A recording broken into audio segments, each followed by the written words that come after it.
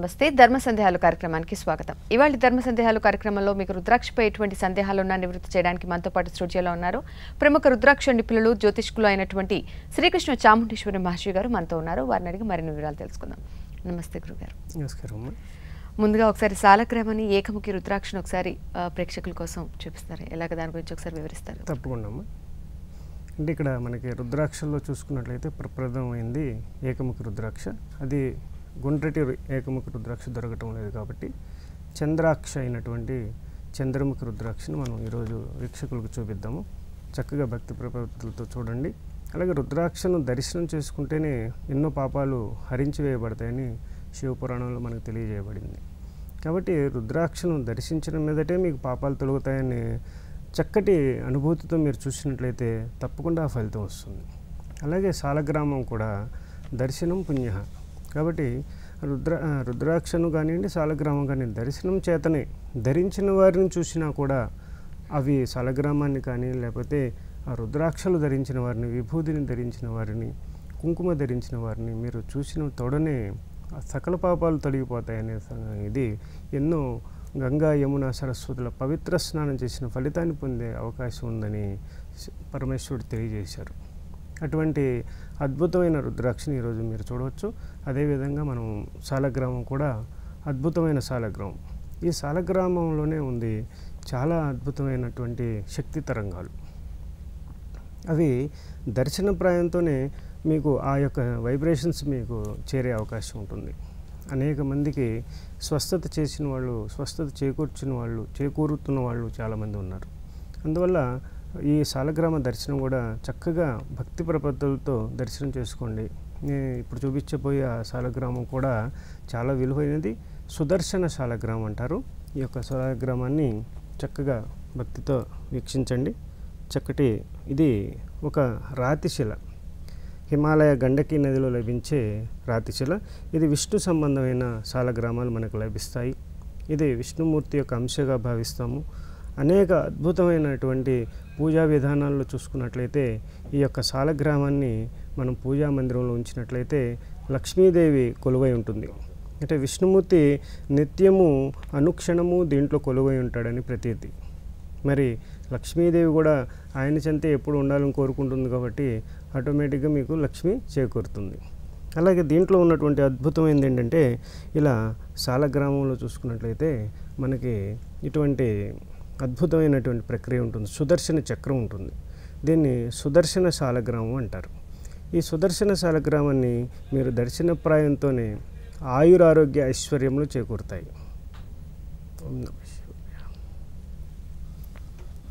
అదేవిధంగా రుద్రాక్షలో కూడా చూసుకున్నట్లయితే మనకి చంద్రాక్ష అంటే హాఫ్ మూన్ సైజ్, అంటే చంద్రుని యొక్క అర్ధచంద్రాకార ఆకారంలో ఉంటుంది కాబట్టి ఈ రుద్రాక్షను చంద్రాక్ష అన్నారు, చంద్రముఖి రుద్రాక్ష అన్నారు.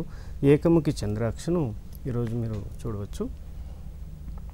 ఇది చూసినట్లయితే మనకి రుద్రాక్ష హాఫ్ మూన్ సైజులో ఉంటుంది. ఇలా ఇది వచ్చేసి మనం బంగారంలో నిర్మితం చేసాము. దీన్ని ఇలా ధరించిన వారికి ఆయురారోగ్య ఐశ్వర్యాలు, అలాగే హెల్త్ ప్రాబ్లమ్స్ ఉన్నవారికి కూడా ఇది గుండెపోటు పోయేది కూడా బాగా పనిచేస్తుంది.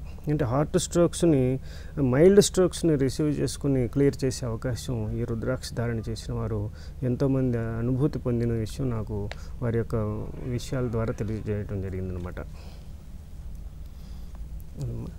అలాగే గురుగారు, ఇప్పుడు నాకు ఫస్ట్ కాలర్ ప్రసాద్ గారు ద్రాక్షారామం నుంచి కాల్ చేస్తున్నారండి. ప్రసాద్ గారు చెప్పండి మీ సమస్య ఏంటో. 33 చెప్పండి. 33 1977. ఇంకొకసారి చెప్పరా? 33 1977. 77. చెప్పండి మీ సమస్య ఏంటో. ఆరోగ్యం ఉండలేదండి. మీరేం చేస్తున్నారు? వ్యాపారం అండి. ఏం వ్యాపారం అండి? కిరాణా వ్యాపారం. కిరాణా వ్యాపారమా? ఓకే. మీకు సంబంధించిన రుద్రాక్ష ధారణ చేయాలనుకుంటున్నారా? రుద్రాక్షలు ఐడియా ఉందా మీకు? రుద్రాక్ష గురించి తెలుసా? సప్తముఖి వేసుకుంటానండి. Very good. సో సప్తముఖితో పాటు మీరు ఒక అష్టముఖి రుద్రాక్ష, షణ్ముఖి రుద్రాక్ష కూడా ధరించండి, బాగుంటుంది, డెవలప్మెంట్స్ ఉంటాయి. అలాగే మీ యొక్క వ్యాపార స్థలంలో గణేష్ముఖి రుద్రాక్షను పెట్టండి, మంచి ఫలితాలు పొందొచ్చు. అలాగే గురువుగారు, ఇప్పుడు సాలగ్రామం చూపించారు, ఇది ఎంతో పవిత్రమైనది, అందులో కూడా విష్ణు చక్రం కనిపిస్తూ ఉంది. మరి దీన్ని ఇంట్లో ఎక్కడ పెట్టాలి అంటారు? ఇంట్లో పూజా మందిరంలోనే ఉంచుకోవాలమ్మా. ఇది పూజా మందిరంలో సరి సంఖ్యలో ఉంచుకోవాలి. చక్కగా దీనికి ఎక్కువ షోడశోపచార పూజా విధానం ఉంది, లఘు పూజా విధానం ఉంది. అలాగే మీరు ప్రతి ఒక వారంలో ఒక రోజు ప్రత్యేక దినంగా చూసుకొని ఆ రోజు మీరు అభిషేకాదులు అవి చేసుకోవచ్చు. అంటే ప్రతి ఇంట్లో కూడా ఉండదగినవే. చాలామంది అపోహలు ఉన్నాయి, సాలగ్రామం అంటారు. కానీ సాలగ్రామం గురించి చెప్పినప్పుడు అవునండి మా తాతగారి దగ్గర ఉండేది, మా తాతగారి నుంచి మా ఇంట్లో ఉంటుంది ఇప్పుడు దాకా. అంటే అండి మా తాతగారు, నాన్నగారు, నేను అంటే 3 తరాలు, అంటే తరతరాలు, అంటే వంశ వృద్ధి ఉంటుంది అక్కడ. ఎప్పుడైతే మనకి మన తాతగారు, మా ముత్తాతదండి అది ఆ రాయి, ఆయన ఎక్కడ తెచ్చారో మరి ఇప్పుడు దాకా మా ఇంట్లోనే ఉంది, మొన్న కూడా చూపించాను కదండి అంటుంటారు. అంటే అక్కడ ఏంటంటే తరతరాలు మన యొక్క వంశం నిలబడాలి అంటే సాలగ్రామం ప్రతి ఇంట్లో ఉండి తీరాలి. ఆ కాన్సెప్ట్లో అంటే ఇప్పుడు ఏంటంటే ప్రతిదీ కూడా జీవితంలో ఎన్నో దూరం అయిపోతున్నాం మనం చాలా వాటికి. అయితే వాటన్నిటిని వెలికి తీసుకొచ్చి అందరికీ అందజేయాలని సత్సంకల్పం ఒకటి. అలాగే సాలగ్రామం గురించి అపోహలు చాలా ఉన్నాయి, అలాగే రుద్రాక్షల గురించి కూడా అపోహలు చాలా ఉన్నాయి. వీటన్నిటిని తొలగించాలంటే మనం ఇలాంటి కార్యక్రమాల ద్వారా తెలియజేస్తుంటాం ప్రజలకి. అదేవిధంగా కొన్ని ఎగ్జిబిషన్స్ ద్వారా కూడా వీటి యొక్క అవగాహన సదస్సు నిర్వహించడం జరుగుతుంది. అదేవిధంగా సాలగ్రామం అనేది విష్ణు స్వరూపం. అమ్మవారి యొక్క తులసీమాత యొక్క శాపగ్రస్తుడై విష్ణుమూర్తి మన కోసం శిలగా మారి భూమి మీద అవతరించారు. అటువంటి దివ్య శిలను చక్కగా పూజా మందిరంలో ఉంచుకోవచ్చు, ఎటువంటి ఆటంకం లేదు. దీంట్లో నియమాలు నిష్టలు అనేది లేవు. ఇది షోడశోపచార పూజా విధానం చేయొచ్చు, లఘు పూజా విధానంలో చేసుకోవచ్చు. అదేవిధంగా వీటిలో చూసుకున్నట్లయితే మనం నిత్యము విష్ణుమూర్తి కొలువై ఉంటారు. అందువల్ల ప్రతిరోజు మీరు చక్కగా శుద్ధిగా వాటిని ముట్టుకోవాల్సిన పని లేదు. చక్కగా పూజా మందిరంలో అన్నీ మనం తాకలేము కదమ్మా. మనం పూజ చేసేటప్పుడు ఏం చేస్తాము, పుష్పాలు పెట్టడానికి, అక్షింతలు అన్నీ క్లీన్ చేసుకోవడానికి అన్నీ సరి చేస్తాము. నెక్స్ట్ డే పుష్పాలు అలంకరణ చేసుకుంటాము. అలాగే దీపారాధన కుందుకు చేస్తాము. అలాగే లేదా ఒక వారానికో నెలకో లేకపోతే పక్షానికో వాళ్ళు శుద్ధి చేసుకునే కార్యక్రమం, అంటే కడిగి శుభ్రం చేసుకోవడం ఇలా చేస్తుంటారు. కాబట్టి ఆ విధానంలో మీరు నిత్య పూజా విధానం ఎలా ఉంటుందో అంతేగాని ప్రత్యేకంగా పూజా విధానం దానికోసం మీరు పొద్దున్నే 3ంటికి లేచి అలా చేసి చాలా ఎంతో కష్టపడుతున్నట్టుగా పూజ చేయాల్సిన అవసరం అయితే లేదు. మనస్ఫూర్తిగా ఎలా చేసినా భగవంతుడు అంగీకరిస్తాడు. అలాగేనండి. మన నెక్స్ట్ కాలర్ ప్రియాంక గారు ఆదిలాబాద్ నుంచి చేస్తున్నారండి. ప్రియాంక గారు చెప్పండి, మీ సమస్య ఏంటో చెప్పండి.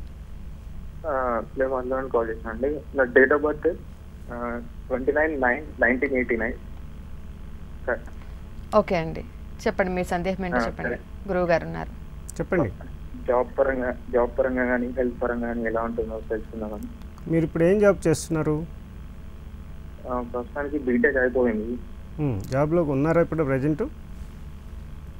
జాబ్ సర్చ్ లో ఉన్నాను, అయితే ఏది రావట్లేదు, కుదరట్లేదు అండి.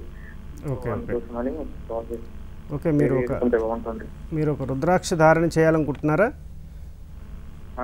చెప్పండి.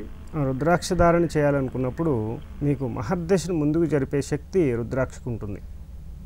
అంటే మీకు ఒక 5-6 నెలల తర్వాత ఉద్యోగం వస్తుంది అని భావించినప్పుడు ఈ రుద్రాక్ష ధారణ చేసిన తర్వాత 40 రోజుల్లోనే మీకు ఉద్యోగం వచ్చే అవకాశం ఉండొచ్చు. అలాంటి అద్భుతాలు ఎన్నో జరిగాయి రుద్రాక్ష ధరించిన వారికి. అలాగే మీరు భక్తిగా శ్రద్ధతో అభిషేకయుక్తంగా ఒక రుద్రాక్ష, దశముఖి రుద్రాక్షను ధరించండి. ఒక సప్తముఖి, ఒక షణ్ముఖి, 3 రుద్రాక్షలు కలిపి ధరించినట్లయితే మీకు ఆయురారోగ్య ఐశ్వర్యాలతో పాటు చక్కటి ఉద్యోగం, అలాగే వివాహ ప్రాప్తి అన్నీ కూడా చక్కగా ఉంటాయి. అలాగే గురువుగారు, ఇప్పుడు సాలగ్రామాన్ని రుద్రాక్షని ఎక్కడ ఉంచాలో, ఎటువంటి నియమాలు పాటించాలో తెలియజేశారు. ఒకవేళ వీటిపై శ్రద్ధ చూపించకపోతే ఏమైనా తప్పిదం జరిగే అవకాశాలు ఉన్నాయంటారు? శ్రద్ధ అంటే ఏం చేస్తారమ్మా, పూజ గదిలో ఉంటారు. పూజ గదిలో అన్నీ మనం పటాలన్నీ పెడతాము, విగ్రహాలు పెట్టుకుంటాము, దీపారాధన కుందులు ఉంటాయి, ఆరతి అన్నీ సంబంధించినవి పూజా మందిరంలోనే ఉంటాయి. అక్కడ తప్పు జరిగే అవకాశం ఎక్కడ ఉంటుంది? అంటే దానిపైన ఏమైనా పూజ చేయకపోవడం కానీ, అంటే ఇక్కడ అశ్రద్ధతో కూడుకున్నటువంటి విధానం ఉండకూడదు, భక్తి లేకుండా ఉండకూడదు. భక్తి ఉన్నప్పుడే కదా మనం పూజా మందిరం అంటాం దాన్ని, లేకపోతే అవన్నీ పటాలు అనుకుంటాం. అలా కాకుండా ఏంటంటే ఈ సందర్భంలో చెప్పాలంటే, ఒక వ్యక్తి దేవుడి కోసం పూజ చేస్తున్నప్పుడు రోజు చక్కగా అగరబత్తి చూపిస్తున్నాడు. ఒక గుడికి వెళ్ళాడు, అక్కడ రాముల వారి పటం చూశాడు. రాముల వారిని గురించి చెప్తుంటే ఓహో రాముడు మంచివాడు, అతని ద్వారా మనం పొందొచ్చని రాముల వారి పటం తీసుకొచ్చి ఇంట్లో పూజ చేస్తున్నాడు. ఆయనకు రోజు అగరబత్తి దీపాలు చేస్తున్నాడు, కానీ అతని ఫలితం కనపడలేదు. తర్వాత ఒకరోజు శివపురాణం ఏదో వింటున్నాడు. వింటున్నప్పుడు శివయ్య ఫోటో తీసుకొచ్చి పెట్టాడు. తర్వాత ఆయన కూడా చక్కగా ఏమి ఫలితం కనపడలేదు. రోజు అగరబత్తి వెలిగిస్తున్నాడు కానీ ఫలితం లేదు. ఈసారి అమ్మవారి ఫోటో తీసుకొచ్చి అమ్మవారి గురించి అన్నాడు. అమ్మవారి ఫోటో తీసుకొచ్చి అక్కడ పెట్టి చక్కగా అగరబత్తి వెలిగించి చేస్తుంటే ఆ పొగ ఏమైందంటే ఇవన్నీ తీసేశాడు. ఈ అమ్మవారి ఫోటో తీసుకురాగానే వీళ్ళిద్దరిని తీసేశాడు. శివకేశవులను తీసుకొచ్చి ఒక అరమారలో పెట్టి అక్కడ తాళం వేసేసి పెట్టాడు. అయితే ఇదేం చేస్తుందంటే ఈయన అగరబత్తి అమ్మవారికి వెలిగిస్తుంటే ఆ పొగ అట్లా వెళ్ళి ఆ యొక్క అరమార దగ్గరికి వెళ్తుంది. ఇదేంటి నేను అమ్మవారికి చూపిస్తుంటే అవి అటు వెళ్తుంది, నాకేం వాళ్ళు ఏం పని చేయలేదు, అయినా ఇది చేస్తారా అని చెప్పి ఆ విగ్రహాలకు సంబంధించినవి తీసుకుని వాటికి గొడ్డ ముక్కుకి గొడ్డ కట్టేశాడు. ఏదో ఆ పటాలకి వాటికి కట్టేసినప్పుడు మళ్ళీ వెంటనే మళ్ళీ అమ్మవారి దగ్గరికి వచ్చినప్పుడు అటే వెళ్తుంటాయి.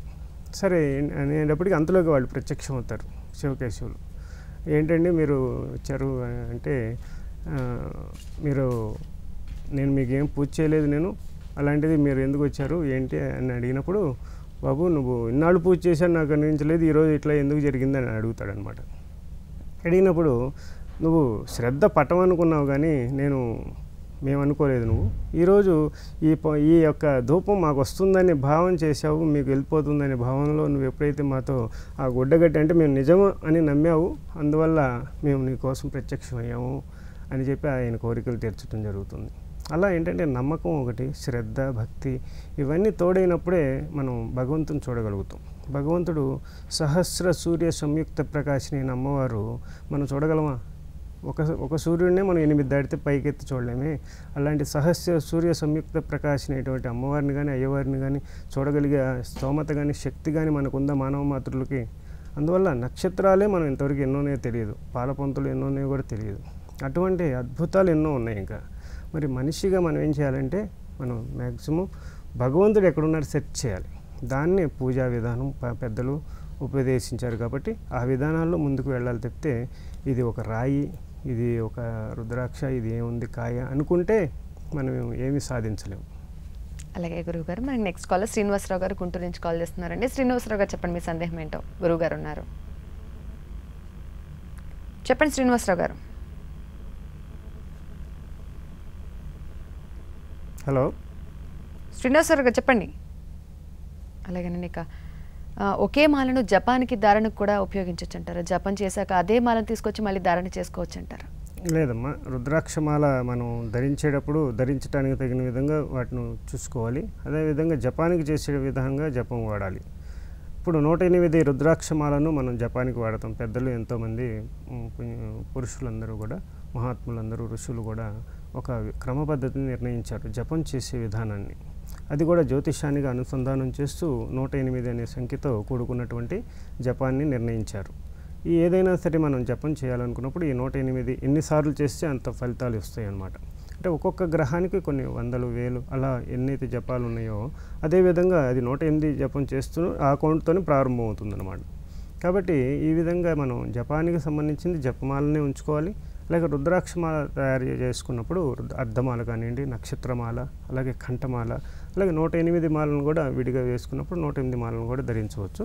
కాబట్టి అది వేరు ఇది వేరుగా వాడినప్పుడే మంచి ఫలితాలు పొందే అవకాశం ఉంటుంది. అలాగే గురువు గారు, నెక్స్ట్ వెంకటలక్ష్మి గారు అనంతపురం జిల్లా నుంచి కాల్ చేస్తున్నారండి. వెంకటలక్ష్మి గారు చెప్పండి, మీ సందేహం ఏంటో. చెప్పండి. మా అమ్మాయి గురించి మాట్లాడాలండి. తప్పకుండా అండి, గురువు గారు ఉన్నారు. అమ్మాయి పేరు భారతి. చెప్పండి. ఏప్రిల్ 9 1988 అండి. అమ్మాయి పుట్టింది అనంతపురంలో సాయంత్రం 5:25 పుట్టిందండి. ఓకేనండి, ప్రస్తుతం మీ అమ్మాయి ఏం చేస్తోందండి? బీటెక్ అయిపోయిందండి. అమ్మాయికి వివాహం ఎప్పుడు అవుతుంది, వివాహానికి అనుకూలం ఎప్పుడు ఉంది అని. తప్పకుండా అండి, గురువు గారు. పాపకు సంబంధించిన ఒక రుద్రాక్ష ధారణ షణ్ముఖితో గణపతి రుద్రాక్షను ధరింపచేయండి. అలాగే ఈ యొక్క దసరా వెళ్ళిన తర్వాత అంటే దాదాపుగా అక్టోబర్ నవంబర్లో వివాహానికి మంచి యోగత సమయం అమ్మాయికి. ఈలోపు మీరు చక్కటి ఫలితాలు పొందే అవకాశం ఉంటుంది. కాబట్టి షణ్ముఖితో కూడుకున్న గణపతి రుద్రాక్షను ధరింపచేసినట్టయితే మంచి ఫలితాలు పొందుతారు. అలాగే గురువుగారు, ఇంకా అలహాబాద్ కుంభమేళాకు వెళ్ళొచ్చారు, అక్కడ పవిత్ర స్నానాన్ని ఆచరించి వచ్చారు. ఒకసారి దాని గురించి వివరించండి గురువుగారు. మనకి అలహాబాద్ కుంభమేళాలో అంటే త్రివేణి సంగమ తీర్థం 144 సంవత్సరాలు అంటే ఒక పుష్కరం కాలం 12 సంవత్సరాలు అంటాం. అలాంటి పుష్కరాలు పుష్కర సమయం పట్టినప్పుడు అంటే 12x12 144 సంవత్సరాలకి ఈ యొక్క మహాకుంభమేళా వస్తుంది. ఈ యొక్క మహాకుంభమేళా యొక్క అమృత బిందువులు మనకి అక్కడ పడిన ప్రదేశం కాబట్టి అక్కడ జరుగుతుందన్నమాట. అయితే ఇటు గంగా ఇటు సరస్వతి, యమున మధ్యలో సరస్వతి, అంటే గంగా యమున ఇలా వస్తున్నప్పుడు అంతర్వాహినిగా ఈ సరస్వతి కింద నుంచి ప్రవహిస్తుంటుంది. చాలా అద్భుతమైన ప్రక్రియ. మనం త్రివేణి సంగమం మధ్యలోకి వెళ్ళినట్టయితే నది మధ్యలో అక్కడ స్నానం ఆచరించేటప్పుడు మనం విజువల్స్లో చూస్తున్నప్పుడు ఆ యొక్క పాదాల దగ్గర ఒక 4 సెంటీమీటర్స్ పై వరకు ఆ యొక్క జలజరల వెళ్తూ ఉంటుంది, ఒక ఫ్లో వెళ్తుంటుంది. ఆమె సరస్వతి. చాలా అద్భుతమైన అనుభూతి పొందొచ్చు. చాలామంది కూడా ఇప్పుడు కొన్ని వేల లక్షల కోట్ల మంది కూడా ప్రజలు ఈ యొక్క పుణ్యతీర్థాలు ఆచరించారు. అనేక పాపాలు పరిహారం జరగడానికి అద్భుతమైన అవకాశం కూడా ఇదన్నమాట. ఇంకా మనకి శివరాత్రి దాకా ఉంది కాబట్టి ఈ యొక్క అవకాశం దాదాపు ఓపిక ఉన్నవారు, ఆ అవకాశం ఉన్నవారు, అన్నీ అనుకూలంగా ఉన్నవారు చక్కగా వెళ్ళటానికి ప్రయత్నం చేయండి. శివరాత్రిలోపు ఈ యొక్క పవిత్ర స్నానం ఆచరించి అనేక పాపాలు దోషాలు తొలగించుకోండి. మన పూర్వజన్మ కృతం పాపం వ్యాధి రూపేణ పీడ్యతే తశాంతి ఔషధ జపదాన హోమ శాంతి కరిష్యే అని మనకు పెద్దలు సూచించారు. కాబట్టి ఇవన్నీ చేసిన ఫలితం ఈ యొక్క కుంభమేళాలో పవిత్ర స్నానం చేస్తే వస్తుంది. కాబట్టి అలా చక్కగా వెళ్ళటానికి ప్రయత్నం చేయండి. వెళ్ళలేని వాళ్ళకి, మా దగ్గరికి వచ్చిన వాళ్ళకి మేము గంగా జలంతో పాటు ఈ త్రివేణి సంగమ తీర్థం, అనేక సప్తనది తీర్థాలను కూడా ఇవ్వడం జరుగుతుందమ్మా. తప్పకుండా గురుగారు. మనకి నెక్స్ట్ కాల్ శారద గారు కడప నుంచి కాల్ చేస్తున్నారండి. శారద గారు చెప్పండి, మీ సందేహం ఏంటో. గురుగారు ఉన్నారు. నమస్తే అండి. చెప్పండి గురుగారు. నమస్తే గురుగారు. నమస్కారం అమ్మా, చెప్పండి. ఏం లేదు గురుగారు, మా భర్త గారికి మెల్లో రుద్రాక్ష దండ ఉంది. కిందవి 5 ముఖాలు 51 వేసి కింద ఏకముఖి షణ్ముఖి సప్తముఖి వేసాము. అట్లా అల్లించొచ్చా? 51 అమ్మా. 51 వేసి కింద ఏకముఖి షణ్ముఖి సప్తముఖి ఉందండి. అంటే అది ఆయన మెల్లో ఉంది. 51 వేయాలన్నా రుద్రాక్ష 54 వేయాలన్నా చిన్నవి అని. 52 వేసుకోవాలమ్మా. 52 ప్లస్ ఈ యొక్క షణ్ముఖి సప్తముఖి, దానికి కింద సప్తముఖి ఏకముఖి కూడా ఉందండి. అదేమ్మా, ఏకముఖి రెండిటికి అనుసంధానం చేస్తూ వేసుకోవాలి. సరే అంటే 51 అంటున్నారు కదా, అంటే మొత్తం కౌంట్ 54గా భావించారు మీరు. అట్లా రాదు. 54 వచ్చేటప్పటికి 52 చిన్న రుద్రాక్షలు, ఒక షణ్ముఖి ఒక సప్తముఖి, 54 కొలికి పూస కింద ఏకముఖి. ఈ కొలికి పూస కింద ఉండే 3-4 రుద్రాక్షలు కూడా వేసుకోవచ్చు. వాటిని కూడా మనం కౌంట్లోకి తీసుకోమన్నమాట. కాబట్టి ధరించండి, మంచి ఫలితాలు పొందుతారు. ఒక రుద్రాక్ష యాడ్ చేయండి చాలు, సరిపోతుంది. కౌంట్ కరెక్ట్గా ఉంటుంది. అలాగే గురువుగారు, ఇక కొంతమంది మెడలో ధరిస్తూ ఉంటారు రుద్రాక్షమాలని, అలాగే కొంతమంది చేతికి కూడా వేసుకుంటూ ఉంటారు. అలా కూడా వేసుకోవచ్చు అంటారా? దాంట్లో దాన్ని మణిబంధన రుద్రాక్షమాల అంటారు. అంటే రుద్రాక్షలు కంఠమాలకి, అలాగే ఇక్కడ వేసుకునేవారు ఇక్కడ దండానికి కూడా వేసుకోవచ్చు. అలాగే అనేక విధాలుగా పరమేశ్వరుని యొక్క అంశ కాబట్టి రుద్రాక్ష, మనం శివుని యొక్క అంశతో శివుని అభిషేకం చేసే అవకాశం ఉంటుంది. అంటే స్వామివారికి అభిషేకం చేయాలంటే నా అంతటి వాడే చేయాలనే శాసనం ఆయన లిఖించారు. కాబట్టి పరమేశ్వరుడిగా మనం భావించి, మనల్ని మనం పరమేశ్వరుడిగా భావించే మనం ఆ యొక్క శివలింగానికి కానీ ఆ పూజకు కానీ చేసినట్టయితే మంచి ఫలితాలు పొందుతాం. అదేవిధంగా మనకి ఇప్పుడు అలహాబాద్లో చూసుకున్నట్లయితే అనేక మంది నాగా సాధువులు కానీ అఘోరాలు కానీ ఎంతోమంది సిద్ధులు వస్తుంటారు. వారందరూ కూడా నేనే పరమేశ్వరుడు అనే భ్రాంతిలో ఉంటారు. అంటే భ్రమ కాదు అది. భ్రమ అంటే తప్పుగా భావించొద్దు. భ్రమ అనేది ఏంటంటే వారు అది నిజం, మనకి అది చూసేప్పుడు భ్రమ అనిపిస్తుంటుంది, మనకి భ్రమ అనిపిస్తుంది, కానీ వాళ్ళు నిజంలో ఉంటారు. పరమేశ్వరుడే నేను అనే దాంట్లో ఉన్నప్పుడు ఆ యొక్క ఇవన్నీ కూడా ధరించే అవకాశం. అంటే దాదాపుగా ఇక్కడ 1000-1100 అలా చాలా ఎన్నో రుద్రాక్షలు, ఒంటి నిండా రుద్రాక్షలు ధరించి కొన్ని లక్ష రుద్రాక్షలు ధరించిన వాళ్ళు కూడా ఉన్నారనమాట. అలాగేనండి. ఇక రుద్రాక్షలు ధరించాలనుకున్న వాళ్ళు ఎటువంటి నియమాలు పాటించాలంటారు? ఇది మనం చాలాసార్లు చెప్పినా కూడా ప్రతిరోజు చెప్పాల్సిన అంశమే అనమాట. ఎందుకంటే చాలామందికి అపోహలు ఇంకా పోలేదు. స్త్రీలు రుద్రాక్షలు ధరించకూడదని, స్త్రీలు రుద్రాక్షలు ధరిస్తే ఇబ్బందులు అవుతాయని చాలామంది అపోహలు ఉన్నారు. స్త్రీలు కానీ పిల్లలు కానీ ఎవరైనా సరే నిర్భయంగా ధరించదగినదే రుద్రాక్ష. అనేక పాప పరిహారాలు తొలగాలి అనుకున్నప్పుడు రుద్రాక్ష ధారణ మించినది అద్భుతమైనది ప్రపంచంలో భూమి మీద ఇంకోటి లేదని నా ఉద్దేశం. అయితే రుద్రాక్షలు ధరించాలనుకున్నప్పుడు నియమాలు అనేది చూసుకున్నట్లయితే ఉదయం స్నానం చేసి ధరించండి, రాత్రిపూట స్నానం చేసేటప్పుడు ముందు తీసేయండి, అంటే నిద్రకు ఉపక్రమించే ముందు తీసేయండి. అలాగే కొన్ని స్నానం చేసేటప్పుడు వాడే రుద్రాక్షలు కొన్ని ఉంటాయి. పంచముఖి రుద్రాక్ష, బాగా లావు సైజు రుద్రాక్షలని మీరు స్నానం చేసేటప్పుడు వాడచ్చు. అది కూడా పవిత్రంగా స్నానంలో వాడినట్లయితే, లేకపోతే స్నానం చేసే బొక్కే నీళ్ళల్లో అది అలా డిప్ చేసి 4 సార్లు డిప్ చేసి ఒక 2 మినిట్స్ ఉంచి వాటిని తీసి ఆ స్నానం చేసినా కూడా రుద్రాక్ష అభిషేకం, రుద్రాక్ష జలం మీరు అది స్నానం చేసేటప్పుడు కూడా మంచి ఫలితాలు పొందుతారు. స్కిన్ డిజార్డర్స్ కానీ అవన్నీ కూడా క్లియర్ అయ్యే అవకాశం ఉంటుంది. అదేవిధంగా రుద్రాక్షలు ధరించేది అభిషేకయుక్తంగా ధరించినట్లయితే మంచి ఫలితాలు పొందుతారు. అలాగేనండి. ఇక నెక్స్ట్ కాలర్ శ్రీనివాస్ గారు గుంటూరు నుంచి కాల్ చేస్తున్నారండి. శ్రీనివాస్ గారు చెప్పండి మీ సందేహం ఏంటో. గురువు గారు ఉన్నారు. నమస్తే అండి. నమస్కారం. జితేంద్ర గౌడ్ అండి మా అబ్బాయి పేరు. ఓకే, జితేంద్ర గౌడ్ పేరు. చెప్పండి. 98/7/10 తారీఖు శుక్రవారం 7/10 సాయంకాలం 4:05 ఉత్తరాషాఢ నక్షత్రం పుట్టాడు. ఓకే, చెప్పండి. చెప్పండి. అబ్బాయికి మరి రుద్రాక్ష వేస్తే ఎట్లా ఉంటుంది, జాతకం ఎట్లా ఉంది? ఓకే అండి, బాబుకు సంబంధించి ఒక ఏకాదశిముఖి రుద్రాక్ష ధరింపచేయండి. ఏకాదశి అండి. ఏకాదశిముఖి 11 ముఖాలు కలిగి ఉంటుంది. ఈ హనుమత్ రుద్రాక్ష అంటాము. ఈ రుద్రాక్ష ధరించినప్పుడు ఏకాగ్రత, డెవలప్మెంట్స్ అన్నీ బాగుంటాయి. ఎడ్యుకేషన్ పరంగా అలాగే జాబు, విదేశీ యోగం ఇవన్నీ కూడా సిద్ధించే అవకాశం ఉంటుంది. 11 ముఖాలు కలిగిన రుద్రాక్షను అభిషేకయుక్తంగా ధరించండి. ఈ శివరాత్రిలోపు చక్కగా అభిషేకంలో పాల్గొనండి. అలాగే అభిషేకంలో స్వామివారికి ఆవు నెయ్యితో దీపారాధన చేయండి, చక్కటి ఫలితాలు పొందుతారు. అయితే ఇప్పుడు రుద్రాక్షని ధరించేటప్పుడు అభిషేకం చేసి ధరిస్తే మంచిది అంటున్నారే, దీనికి కూడా ప్రత్యేకమైన అభిషేకం ఏమైనా ఉంటుందా గురుగారు? ఉంటుందమ్మా. అంటే స్వామివారికి మహన్యాసపూర్వక ఏకాదశి రుద్రాభిషేకం ఉంటుంది. అట్లాగే ఏకరుద్రంతో కూడా చేయొచ్చు. అలాగే స్త్రీ సూక్త, పురుష సూక్త విధానాలతో కూడా అభిషేకాలు జరుగుతాయి. కాబట్టి ఈ యొక్క అభిషేకయుక్తంగా ధరించినట్లయితే మంచి ఫలితం. అంటే అభిషేకం చేసి రుద్రాక్షను అనేది మేము వచ్చినప్పుడు చక్కగా మేము అభిషేకయుక్తంగానే రుద్రాక్ష ప్రతి ఒక్కరికి అందజేస్తుంటాము. అయితే వారు కూడా అభిషేకంలో ప్రత్యేకంగా చేయించడం వల్ల కొన్ని పాప పరిహారాలు, అలాగే జాతక దోషాలు, గ్రహ దోషాలు తొలగిపోయే అవకాశం ఉంటుంది. ఎందుకంటే అందరికీ అధిపతి అయిన ఆ పరమేశ్వరుడు దగ్గర మీరు అభిషేకం చేసి, ఆయన అభిషేక ప్రియ కాబట్టి, స్వామి అభిషేక ప్రియుడు కాబట్టి అభిషేకం చేసినంతనే మీకు కరిగిపోతాడు. ఆయన వెంటనే చాలా సమస్యలు క్లియర్ చేస్తాడు. మీకు మానసిక ప్రశాంతత లేదు, చక్కగా శివాలయంకి వెళ్ళి మీరు ఎన్నుకునే శివాలయంలో కూడా కొంత చక్కటి స్థితి ఉండాలి. అంటే ఏ శివాలయంలో అయినా మనకి ఫలితాలు ఉంటాయి, కానీ శ్రీశైలం చేసే అభిషేకం ఒక రకంగా ఉంటుంది, కాళహస్తిలో చేస్తే ఒక రకంగా ఉంటుంది, తిరువన్నామలైలో చేస్తే ఒక రకంగా ఉంటుంది, అలాగే చిదంబరంలో చేస్తే ఒక రకంగా ఉంటుంది. ఈ విధంగా తంజావూరులో చేసినట్లయితే ఒక రకంగా ఉంటుంది, ద్రాక్షారామంలో చేసినట్లయితే ఒక రకంగా ఉంటుంది, భీమేశ్వరాలయంలో చేసినట్లయితే, ఇలా కాశీలో చేసినట్లయితే, ఇలా అనేక అనుభూతులు మీరు పొందాలి అనుకున్నప్పుడు మీ టార్గెట్ జీవితంలో 12 జ్యోతిర్లింగ దర్శనం, అలాగే అక్కడ అభిషేకాలు, పంచరామ అభిషేకాలు, పంచభూతలింగాలు, అష్టాదశ శక్తి పీఠాలను మనం చేసుకుందాం. ఇలాంటి అద్భుతమైన అభిప్రాయాలు ప్రతి ఒక్కరిలో ఉన్నప్పుడు ఏమవుతుందంటే వాళ్ళలో దైవత్వం వస్తుంది.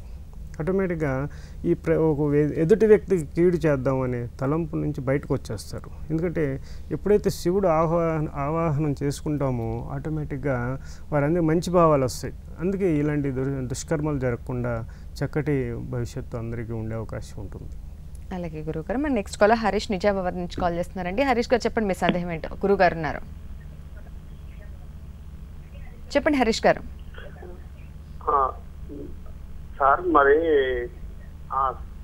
మేడం చెప్పండి. గురువు బర్త్డే 1992 చెప్పండి. ఫిబ్రవరి 29. ఓకే అండి, చెప్పండి ఏం తెలుసుకోవాలి. 29 చెప్పండి. మా బాబు బీటెక్ చేస్తుండు సార్, అది సరిగా క్లాస్కి వెళ్తలేడు, ఏం చేయాలని మీకు. ఓకే అండి, బాబుకు సంబంధించింది విద్యలో కొంత లోపం కనిపిస్తున్నప్పుడు మీరు గురువుకు సంబంధించింది, అలాగే కుజుడుకు సంబంధించింది, బుధుడికి సంబంధించిన రెమెడీస్ చేసినట్లయితే మంచి ఫలితాలు పొందుతారు. ఒకసారి శివాలయంలో అభిషేకంలో పాల్గొని చేసి బాబుకి సంబంధించింది ఒక అష్టముఖి రుద్రాక్షను ధరింపచేయండి, మంచి ఫలితాలు పొందుతారు. విద్యలో డెవలప్మెంట్ వస్తుంది. అంటే శ్రద్ధ, ఏకాగ్రత తగ్గినట్టు ఉంది కదా, అది పెంపొందించడానికి ఈ యొక్క రుద్రాక్ష బాగా ఉపయోగపడుతుంది. అష్టముఖి రుద్రాక్షను అభిషేకయుక్తంగా ధరించినట్లయితే మంచి ఫలితాలు పొందుతారు. అంటే గురుగారు, ఈ రుద్రాక్షను ప్రత్యేకంగా ఏదైనా లోహంలో వేస్తేనే ఎక్కువగా ఉపయోగం అనేది కనిపిస్తూ ఉంటుందంటారా గురుగారు? అంటే రుద్రాక్షకు మీరు కేజీ బంగారం కూడా వాల్యూ లేదమ్మా. అది సరైన రుద్రాక్ష అంటే మనకి పంచముఖి రుద్రాక్ష 50 రూపాయలు 100 రూపాయలు కూడా దొరకచ్చు, కానీ బంగారం కేజీ లక్షల్లో ఉంటుంది. అలానే ఆ విలువ కాదు, బంగారం అంటే కూడా విలువైనది రుద్రాక్ష. కాబట్టి రుద్రాక్షను మనం వెండిలో కానీ బంగారంలో కానీ ధరిస్తే మంచిది. రాగి అనేది అధమలోహం, అది తాపస్సులకు, ఉపాసకులకు, సన్యాసులకు, ఇలాంటి వారికి, భైరాగులకు, యోగులకు, వారికి సంబంధించినది రాగి. అందువల్ల మీరు ధరించినప్పుడు పిల్లలకైనా వేసేటప్పుడు దారంలో వేయండి, పర్లేదు. లేకపోతే పట్టుదారం కానీ ఎర్రదారం కానివ్వండి, చక్కగా లేకపోతే వెండి తీగతో కానీ బంగారపు తీగ అవకాశం ఉన్నవారు అలా చేసుకోవచ్చు. మనకు విలువ ఇక్కడ బంగారము వెండి కాదు, రుద్రాక్ష మాత్రమే. అలాగే గురుగారు, ఇంకా ఎంతకాలం నుండి ముందు నుంచే మనకి రుద్రాక్షలు అందుబాటులో ఉండడం జరిగింది గురుగారు? ఇది చాలా అద్భుతమైన ప్రశ్న. దీనికి ఇంకా సమాధానం రాలేదనే చెప్పాలి. ఎందుకంటే రుద్రాక్ష మనకి అనేక సంవత్సరాలు, అతి ప్రాచీనమైన వృక్షం రుద్రాక్ష వృక్షం. అలాగే అతి ప్రాచీనమైంది, శివుని యొక్క కనుల నుండి జాలువారింది. ఆ పరమేశ్వరుడు నందీశ్వరుడికి తెలియజేసి, నందీశ్వరుడు కుమారస్వామికి తెలియజేసి, ఇలా అందరికి కూడా ఈ యొక్క రుద్రాక్షల చరిత్రలో మనకు తెలియజేయడం జరిగింది. అయితే వీటి యొక్క మూలం అనేది ఎప్పుడు, అసలు మొదటగా రుద్రాక్ష ఎప్పుడు వచ్చింది, ఆవిర్భవించింది అనేది మనకు పురాణాల్లో చూసినప్పుడే చెప్పేది కానీ శాసన విధానంగా ఏది ఎక్కడ లేదు. అయితే రుద్రాక్ష గురించి ప్రత్యేక శాస్త్రం కూడా లేదు. అన్ని ఉపనిషత్తుల్లో కానీ కూడా రుద్రాక్ష ఉపనిషత్తు కానీ, రుద్రాక్ష అరణ్య శాస్త్ర కానీ, ఇవన్నీ నేపాల్లో కొన్ని చోట్ల దొరికినవి. వాటిలో కూడా ప్రత్యేకమైన ఇన్ఫర్మేషన్ కానీ, సరైన అవగాహన విధానంతో కూడుకున్న ఇన్ఫర్మేషన్ ఎక్కడా లేదు. మనకి దేవి భాగవతంలో కానివ్వండి, శివపురాణం ఒకటే ఆధారం రుద్రాక్షకి. కాబట్టి పరమేశ్వరుడు ఏం చెప్పాడో అది పాటించాలి. నియమాలు లేవని చెప్తే అది కుదరదు. అలాగే గురుగారు, ఇవాళకి కాలర్స్కి వచ్చినటువంటి సందేహాలు నివృత్తి చేసినందుకు ధన్యవాదాలు. మంచిది. ఇదండి ఇవాళ ధర్మ సందేహాల కార్యక్రమం. తిరిగి రేపటి ధర్మ సందేహాల కార్యక్రమంలో మళ్ళీ కలుసుకుందాం. నమస్కారం.